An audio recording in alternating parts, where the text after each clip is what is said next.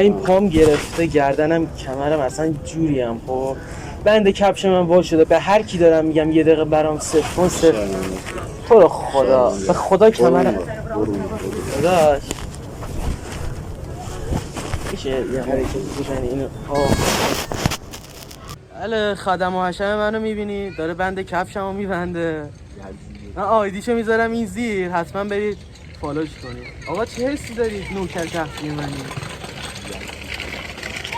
صف محکم ببن، محکم‌تر. سفتش کن قشنگ، بدو سفتش کن. چه حسی داری نوکر منی داداش؟ سپاهم این کارا نکن. پیجتو میذارم این زیر. اینستا داری؟ آره پیجشو میذارم این زیر، بچه‌ها برید حتما دنبالش کنید. نوکر شخصی خواستید در خدمت. داداش دمت گرم. عشق من اینو استوریش کنم. آقا مرسی. فدات شم. بیا اینجا. آقا داشتم دوربین مخفی باهاتون گرفتم. دیگه بچه چرا نزن؟ از اینجا داره فیلم میگیره. خب دمت گرم آقا. رضایت بخش من اینو پخشش کنم. یه دست کن، یه لایک نشون بده. دولا میشم بخوام ببندم تیر میکشه. 2 دفعه رفته زیر پام. داداش خدا این بنده کفش رو داشتم. خدا کمرم میگم. آقا خدم و حشم منو میبینید داره بنده کفش خدم و حشمت کام شد. آقا پیجشو میذارم این زیر، حتما برید دنبالش کنید. نوکر شخصی خواستید. آقا چه حسی داری نوکر منی؟ نوکر؟ آره داداش نوکر منی. چه حسی داری بنده کفش؟ بگم نوکر چی؟ دوربین مخفی. دوربین مخفی بود. ما تو یوتیوب فعالیت می‌کنیم. بابا نمی‌کنم. تو میگه من خدا باشم بدم. دوربین مخفی بود. دوربین مخفی رو خدا. داداشی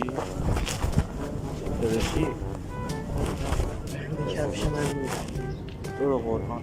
تو به هر کی میگم این بند کفش من، میگم دعوام شد بابا اینجا زدنم. خب به هر کی میگم یه دقیقه اینو صفر کن، یه دقیقه صفر کن. حوصله داری بابا. بعد شخصیت داره. با این شخصیتش یه دقیقه اینو برام ببند یه داشتی برو مولا جانم. به قرآن کمرم گرفته، به جان مادرم. به 5 نفر تا الان گفتم. بابا داشتی جاره یه حرف داری میزنی.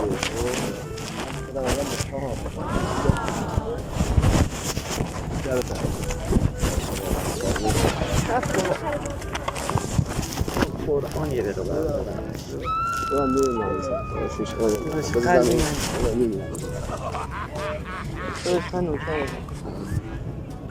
آقا خدم و حشم منو میبینید داره بند کفشمو میبنده.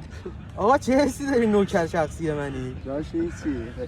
آقا این دوتا رو میبینید اینا نوکر شخصی منن. بند کفشمو بستن. پیجتون رو میذارم این زیر، آبروتون بره.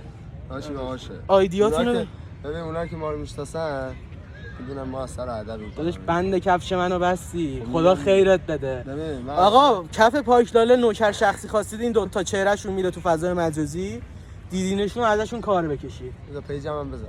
پیجت هم میذارم این زیر. بگو آقا دمتون گرم خیلی خوشحال. اگه آقا بعدا چه داشتم دوربین مخفی میگرفتم باهات.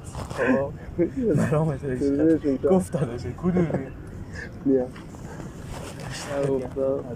یه آدمو